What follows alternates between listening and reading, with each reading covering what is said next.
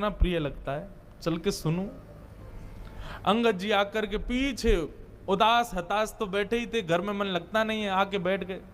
कथा में बंधुओं 3 प्रकार के लोग आते हैं। पहले आमंत्रित लोग, जिनको निमंत्रण दिया गया है कि भैया हमारे घर में कथा है, आपको आना है। दूसरे वैष्णव कथा प्रिय लोग, उनको बस पता चल जाए कथा कहां हो रही है, वो ये विचार नहीं करेंगे दूरी कितनी, समय कितना लगेगा, कहां क्या, निमंत्रण की भी अभिलाषा नहीं, बस पता चल जाए कथा कहां है, वो पहुंच जाते हैं। और तीसरे संसार के मारे दुखियारे लोग, जिनको घर में या व्यापार में कहीं भी कुछ मिल नहीं रहा है, बड़े उदास अपने जीवन में जी रहे हैं, वो आके कथा में बैठते हैं। तो ऐसे ही अंगद जी आकर के बैठ गए। अंगद जी आकर के बैठे तो निश्चित कथा सुनते सुनते उनके हृदय को बड़ी शांति सी मिली।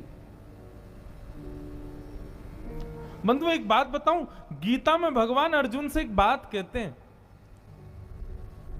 अर्जुन ने कहा कि नाथ, व्यक्ति सुख की प्राप्ति के लिए इतनी मेहनत करता है तो उसको सुख मिलता क्यों नहीं है?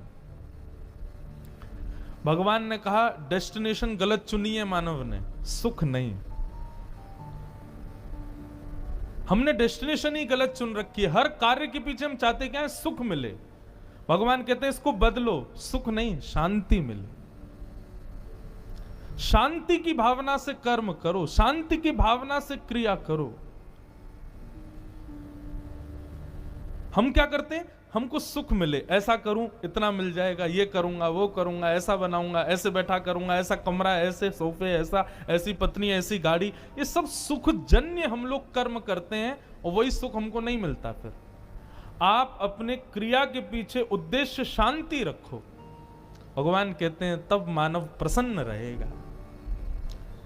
क्योंकि अर्जुन, सुख की भी एक लिमिट होती है, उससे ज्यादा यदि मिल जाए तो व्यक्ति दुखी हो जाता है।